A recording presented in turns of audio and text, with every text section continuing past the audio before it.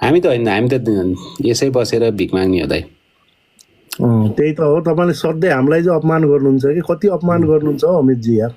हामी आफूले भने माइला दाईलाई नेपालको टप 1 होस्टर हुन् भनिदिए पनि केही फरक पर्दैन कि। तपाईँ माइला दाई तपाईँ नेपालमा आएर बस्नुहोस् अनि म भन्छु दाइ। म चाहिँ नेपालको र्याङ्किङमा त छिर्दिनँ, भए पनि चाहिँ तपाईँ माइला दाई तपाईँलाई म टप होस्टर भन्नलाई तपाईँ नेपाल आएर गेम खेल्नुहोस्। अब इन्टरटेनमेन्टको कुरा, चर्चाको कुरा हेर्नुहुन्छ भने अहिले चाहिँ माइला दाईको फर यु पेजमा नआउने, माइला दाईका भिडियो नचल्ने कहाँ छ? मिल्दैन दाइ, त्यो अमेरिकामा बसेर जापान बसेर त्यो जब चाहिने पर गेम जित्नलाई त चाहिँ कोही पैसावाला मान्छे आएर चाहिने पर हानिदिएपछि जितिहालिन्छ नि, के छ त्यो चाहिँ गेम जित्दैमा पैसावालको कुरा होइन के दाइ, पैसावालको कुरा होइन। नेपालको टप होस्टर हुनलाई चाहिँ दाइ होइन, मान्नुहोस् या नमान्नु, म मान्दिनँ दाइ।